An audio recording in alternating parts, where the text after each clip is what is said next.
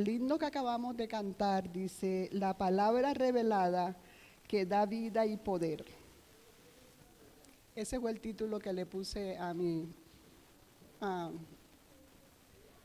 meditación, diríamos. No les traigo un sermón, sino,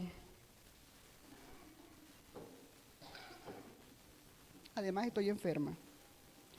Pero dice, la flor cae y se seca, mas la Biblia durará. Ilumina nuestra mente y renueva nuestro ser. Amén. Me gustan las historias. Ana, gracias por venir. Me fascinan las historias y a ustedes también. A todos nos fascinan las historias. Se cuenta la historia de dos jóvenes que se conocieron en la iglesia,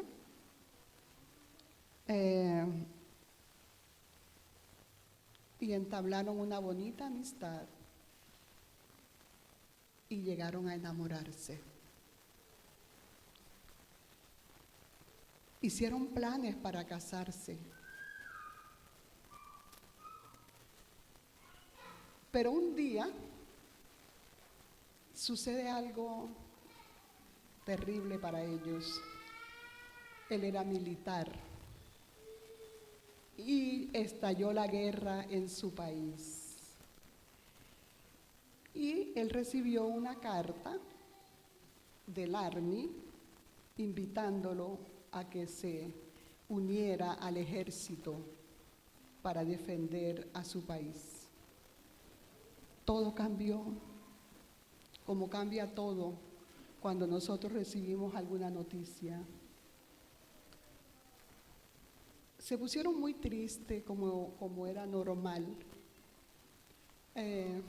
pero oraron y le pidieron a Dios que ojalá la guerra pasara pronto para ellos seguir con sus planes de matrimonio. Él se fue para la guerra. Semanalmente él le enviaba una carta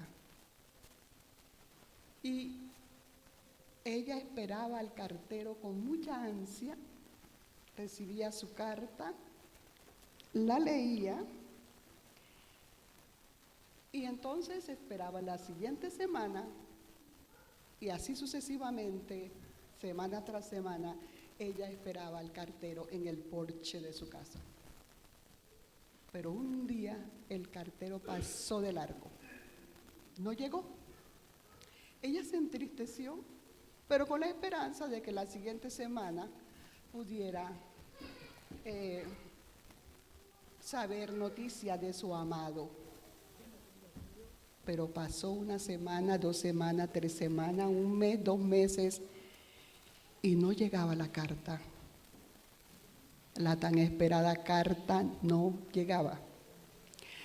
Ella, triste, pidiéndole a Dios que ojalá él estuviera vivo, pero poco a poco iba perdiendo las esperanzas de que él estuviera vivo. Pero un día, el cartero tocó la puerta. Y ella se emocionó tanto y salió corriendo a atender al cartero. Y el cartero le entrega una carta de su amado. Ella la abrió desesperada, pero notó algo. En la carta no era la letra de su amado. Pero la carta decía: querida Marta, te escribo estas palabras por medio de un amigo, ya que estoy convaleciente en un hospital. Quiero decirte que he perdido los 2 brazos, las 2 manos, y frente a mi imposibilidad de mantener a una familia, deseo que te sientas libre de romper nuestro compromiso. Vayamos a Salmo 19 y después a Segunda de Timoteo 3.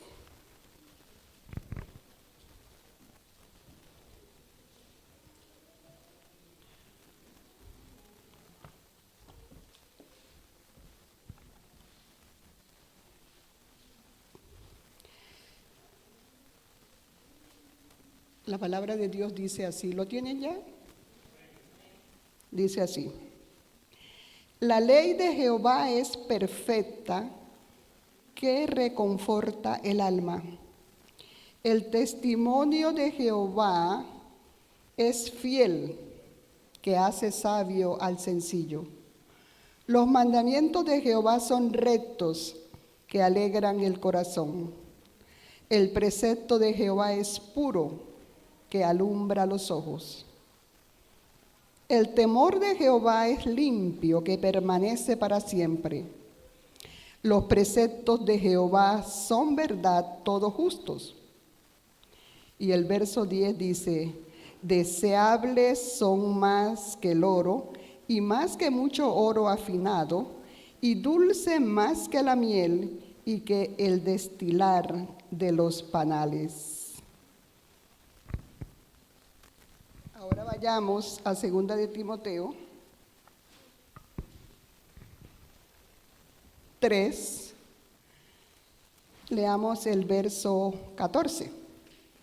Dice así: pero tú persiste en lo que has aprendido y de lo que te persuadiste, sabiendo de quién lo has aprendido, y que desde la infancia sabes las sagradas escrituras, las cuales te pueden hacer sabio para la salvación por medio de la fe que es en Cristo Jesús. Toda escritura es inspirada por Dios y útil para enseñar, para redarguir, para corregir, para instruir en justicia, a fin de que el hombre de Dios sea enteramente apto, bien pertrechado para toda buena obra. Algunas Biblias dicen preparado, mi Biblia dice pertrechado.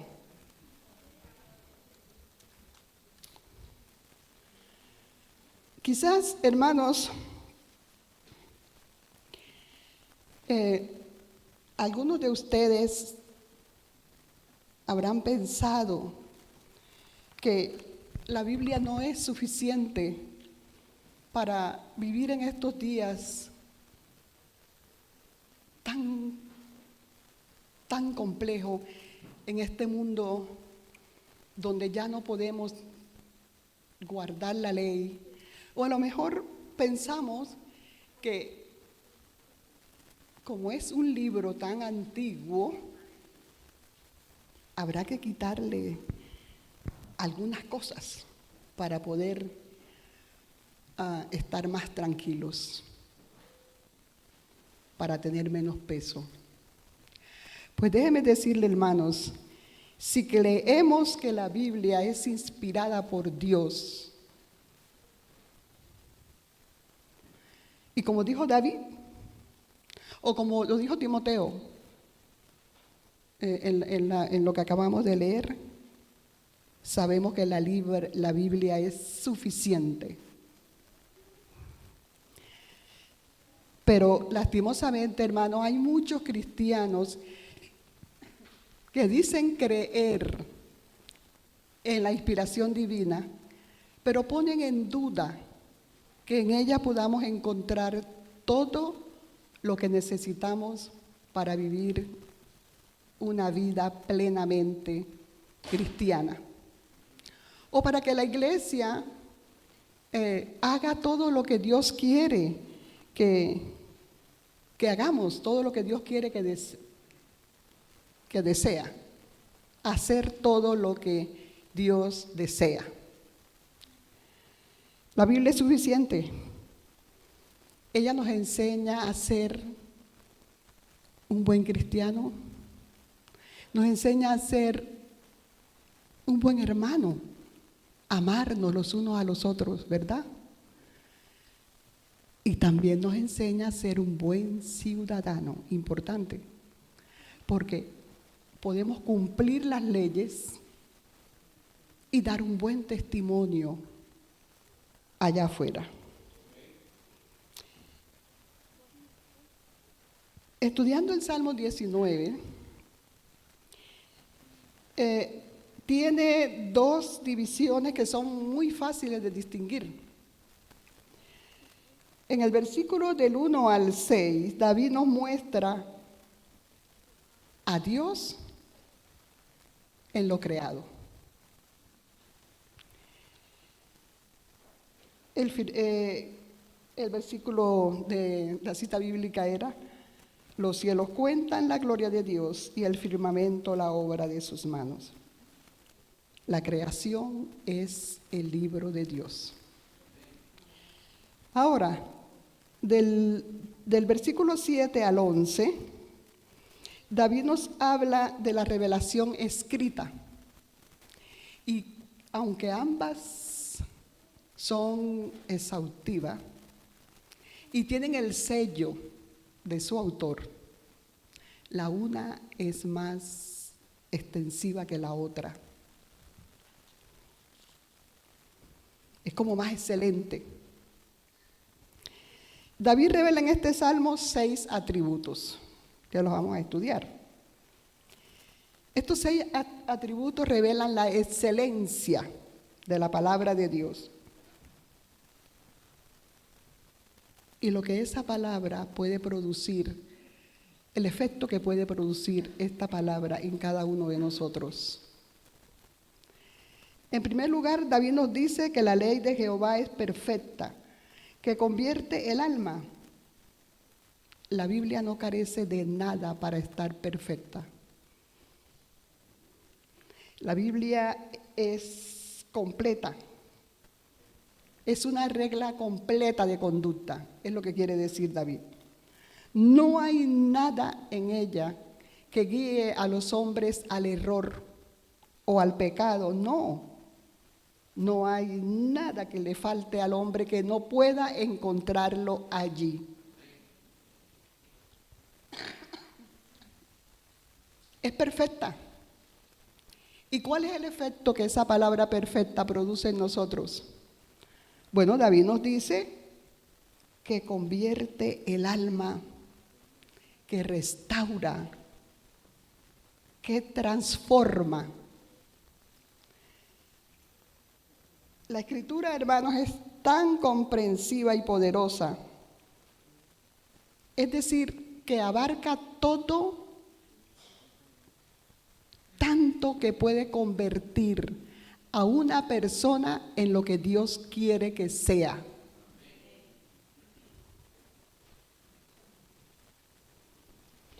Y solamente la palabra de Dios tiene ese poder.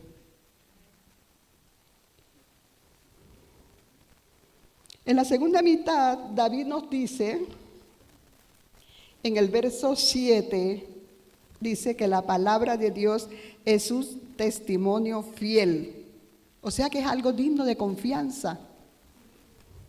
Que podemos descansar en ella con seguridad. Cuando yo me levanto en la mañana, hermanos, entro a mi cuarto de oración y cojo mi Biblia y siento una paz porque no tengo nada que filtrar, nada. Todo lo que está allí es verdadero. Dios dice, leerlo todo y retener lo bueno, pero la palabra de Dios no. Ahí no hay tacha. Todo es verdadero. No sé si algunos de ustedes habrán escuchado la historia de una niña cristiana, que en su clase la maestra, para ridiculizarla, le preguntó: oye, ¿tú crees que es verdad que Jonás se lo tragó el pez? Y ella dijo: sí, yo lo creo. ¿Y por qué lo crees? Porque la Biblia lo dice. Y si la Biblia dijera que fue usted que se tragó la ballena, también yo lo creería. porque la palabra de Dios lo dice. Hermano, nosotros podemos construir el edificio de nuestra existencia sobre este fundamento. Lo voy a repetir. Nosotros podemos construir el edificio de nuestra existencia sobre este fundamento. ¿Por qué? Porque es estable, es sólido, es inamovible. Esa es la idea que David nos transmite aquí. ¿Y cuál es el testimonio que esto produce en nosotros? Bueno, David dice que hace sabio al sencillo.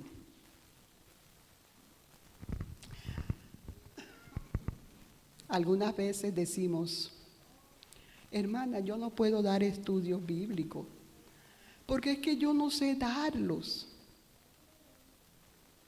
Yo no he ido a un colegio, yo no he ido a una universidad, no me creo competente. No, David dice que la palabra de Dios hace sabio al sencillo. No hay excusa. Tercer lugar, David nos dice en el verso 8 que los mandamientos de Jehová son rectos que alegran el corazón. La palabra de Dios es la guía o la ruta que debemos seguir. ¿Y cuál es el resultado de esa ruta cuando no nos desviamos de ese camino? Bueno, dice que podemos confiar en ella, que es nuestro gozo, que es nuestra felicidad, que es una vida plena, una vida bienaventurada. Eso no quiere decir, hermanos, que no tengamos problemas. No es eso lo que yo estoy diciendo. Me estoy refiriendo al contentamiento en medio de la tribulación. A fines del año pasado, hicimos una cena en mi casa. Estuvieron varios hermanos allí. Estábamos tomándonos fotos, me tomé fotos con Brigitte, con Yesenia. Y me acosté feliz. Pero al día siguiente recibí la noticia de que mi hermano menor había muerto. Mi felicidad se convirtió en tristeza.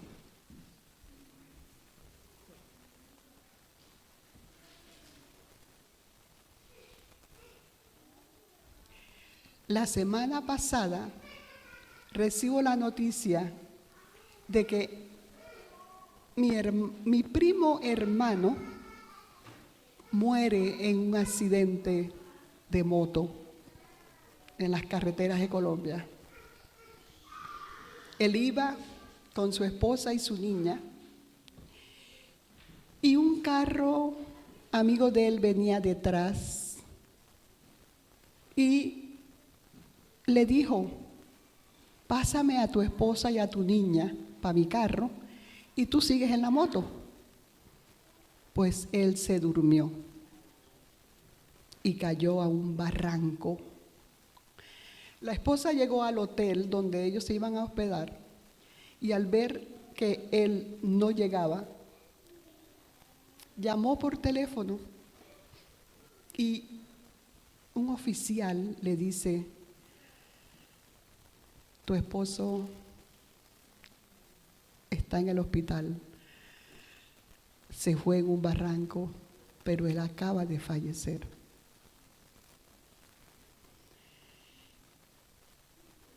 Me mandaron el mensaje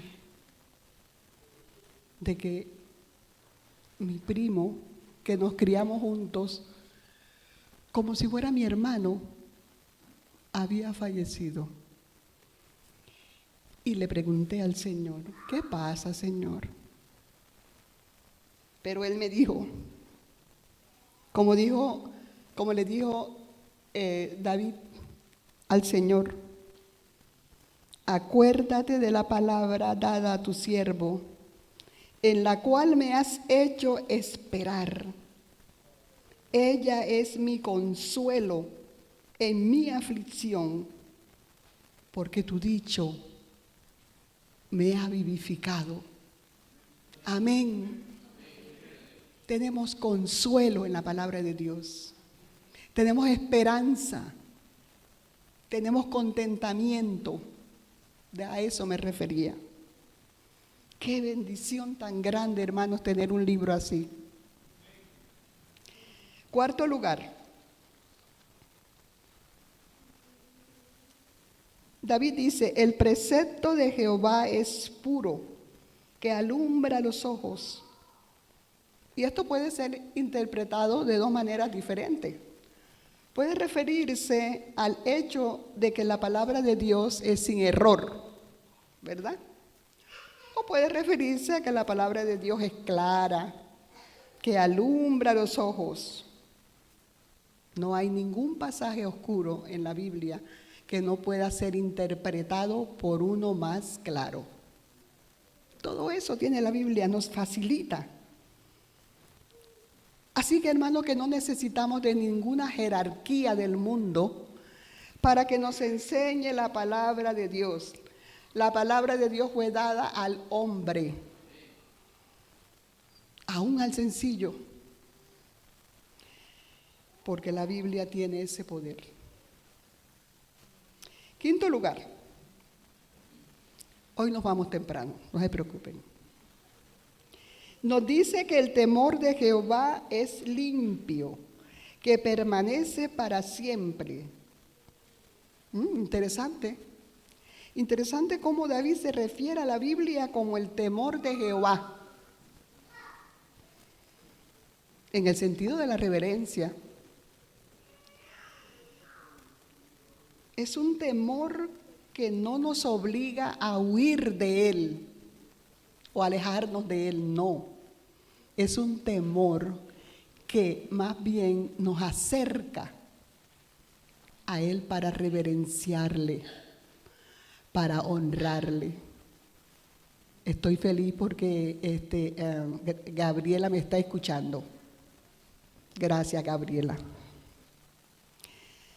Vamos a leer el Salmos 12:6 y lo vamos a leer todos juntos a una voz.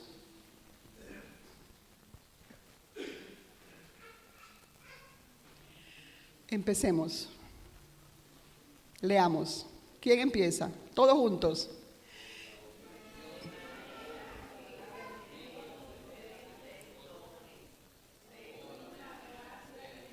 Perdón, es Salmo 12:6.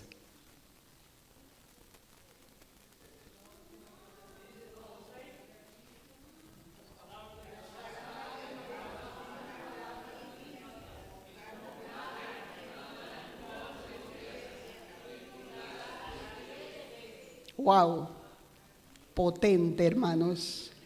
La palabra de Jehová, las palabras de Jehová son limpias, como plata refinada en oro, en horno de tierra, purificada 7 veces.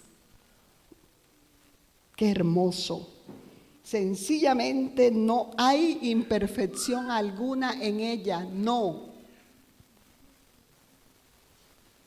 La palabra de Dios permanece para siempre, hermano. Ella es inalterablemente perfecta. El cielo y la tierra pasarán, pero mi palabra no pasará, dice Jesús. Querido, la Biblia tiene los mismos atributos que del Dios que la creó. Es eterna, es omnisciente y es inamovible. Amén. Sexto lugar, David dice que los juicios de Jehová todos son justos. Cuando David dice aquí justos, no está hablando de castigo, no, sino del veredicto de Dios sobre todas las cosas, como alguien que tiene buen juicio, como alguien que nos ama y que en su justicia hay misericordia.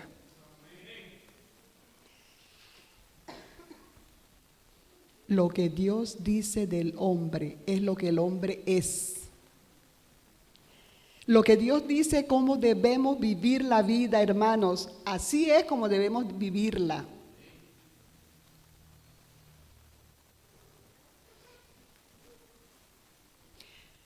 Voy a decir algo. Si Dios dice que la homosexualidad es pecado, es porque es así y no dejará de ser pecado, no. Y no importa que el mundo haga un referéndum para que nosotros, hacernos creer a nosotros que es normal, que no pasa nada, no. Porque la verdad no se decide democráticamente. La verdad es lo que Dios dice. La verdad no puede ser enmendada. Hermanos, todo queda en tinieblas. Todo queda en tinieblas cuando echamos a un lado las sagradas escrituras. Por eso David concluye en el verso 10, dice, deseables son más que el oro y más que mucho oro afinado en fuego y dulce más que la miel y la que destila del panal. David es un poeta con la palabra de Dios. La palabra de Dios, hermanos, es más que cualquier filosofía que el mundo pueda darnos. La palabra de Dios puede llenar de saciedad cada una de nuestras necesidades. Por eso David dice, guardar esta palabra, en guardar esta palabra hay un gran galardón. Lo dice en el verso 11. Tu siervo es además amonestado con ellos, en guardarlos hay un gran galardón. No necesitamos mendigarle al mundo y a sus teorías o a los filósofos, porque nosotros tenemos, hermanos, lo que ellos no tienen. No hay un sustituto para la palabra de Dios. Hermano, yo me atrevería a decir que la salud de nuestra iglesia depende de esta palabra.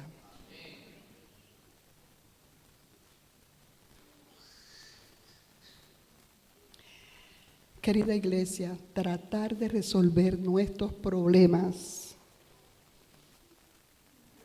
haciendo uso de la sabiduría del mundo es cambiar paja por oro. Hay una planta que se llama ajenjo, que es amarga. Bueno, es cambiar ajenjo por miel. Esa es la verdad. Nada sobrepasa la palabra de Dios, ni en valor, ni en dulzura, ni en fidelidad. Nada se compara con la Biblia. Ahora vayamos a 2 de Timoteo.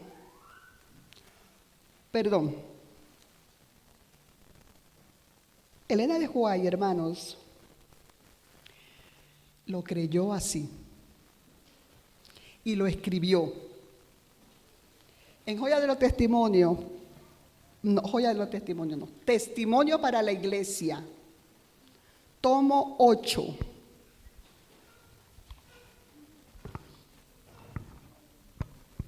Página 320. Déjenme buscarlo.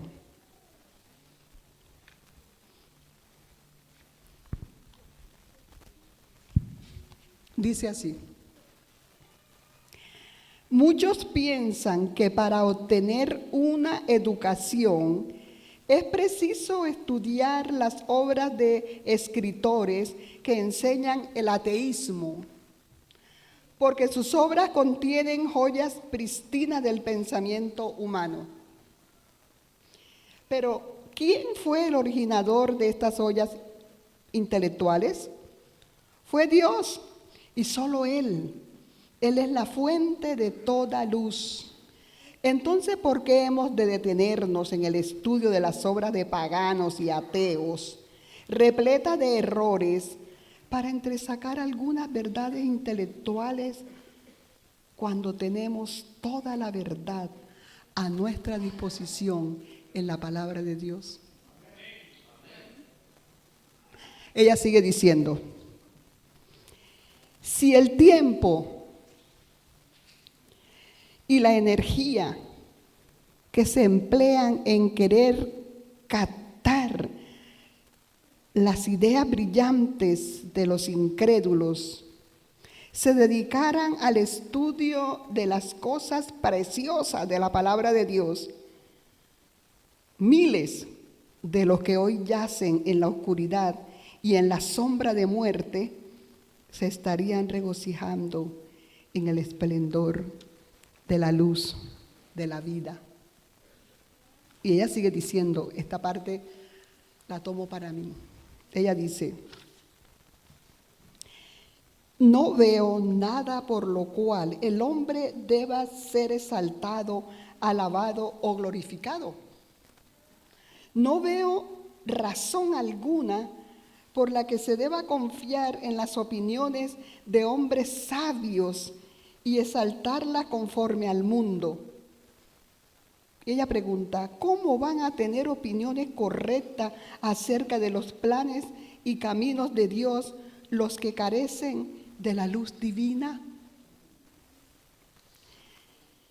Ella dice: estoy dispuesta a ser instruida por aquel que creó los cielos y la tierra, por aquel que puso en su orden las estrellas del firmamento y les asignó al sol y a la luna una función. No necesito consultar con autores paganos, prefiero ser enseñada por Dios.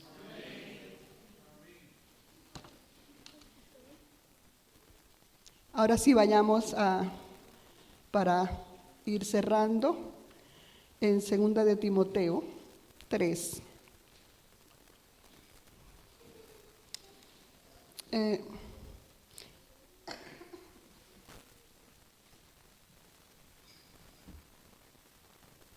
Este es uno de los textos claves, hermanos. Pablo dice 3 declaraciones aquí. En primer lugar, Pablo dice en el verso 15 que la Escritura puede proveer aquella sabiduría que guía. Le dice a Timoteo: tú puedes conseguir aquella sabiduría en las Sagradas Escrituras. Y le dice: persiste en lo que has aprendido. Bueno, sabemos que Timoteo era un pastor joven que debía saber las Escrituras para poder guiar a las ovejas. Él debía saber que la Escritura era un manual completo que podía él utilizarla para guiar a las almas, para guiar a las ovejas, para convencerlas de pecado. Todo eso, Timoteo, tú lo tienes en la Sagrada Escritura. Mis hermanos, cuando se escribió el Salmo 19, probablemente lo escribió David 1000 años antes de Cristo, probablemente, no lo sé. Pero en el momento en que David escribe este salmo, hacía falta gran parte del Antiguo, porque David nunca leyó la historia de David. Y hacían falta los libros históricos, también algunos, y todo el Nuevo Testamento. Pero era suficiente en esa época, era suficiente para David y era suficiente para Timoteo. Pero noten lo que dice el verso 14, lo que tú aprendiste cuando eras niño. ¿Qué escrituras eran esas? Bueno, podemos deducir que Pablo dice esto, cuando Pablo dice toda la escritura es inspirada por Dios, se estaba refiriendo al Antiguo Testamento, que te pueden hacer sabio para la salvación que es en Cristo Jesús. Esto me dice que el Antiguo Testamento a una persona del siglo I era suficiente, no necesitaba más nada. Adán y Eva no pueden decir, yo pequé porque no existía la Biblia. No. En ese momento histórico, lo que Dios le reveló a Adán y Eva era suficiente para ellos. Bueno, después pecaron y Dios tuvo entonces que enseñarles el plan de la redención, el Redentor prometido, etcétera, etcétera. Así que la palabra de Dios fue siempre suficiente para cada generación. Les enseñaba cuáles eran sus deberes para con Dios, cómo tenían que vivir la vida. Toda la Biblia, hermanos, toda la Biblia. Yo puedo seguir leyendo, pero toda esta palabra de Dios, desde Génesis hasta Apocalipsis, es una historia bella de amor. Cada hoja, cada palabra impregnada en estas hojas, cada punto, cada coma, cada tilde encerrada aquí, es una carta de amor para cada uno de nosotros. Hagámosla nuestra. Escudriñemos las Escrituras, como decía Francisco en la clase. En ellas tenemos la vida eterna. ¿Sabe cuál fue la respuesta de la novia?